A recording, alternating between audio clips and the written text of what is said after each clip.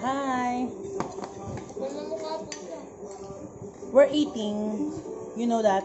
Eating. Menu for tonight is adobo, chicken, and steamed talong. You know steamed talong? Talong ni ano? Talong ni Joshua. Ano yun? Gusto mo yung kami bago kumain.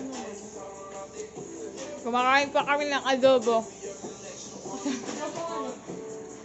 Kasama si Karay, si A. Talong ni Joshua. Si A.M.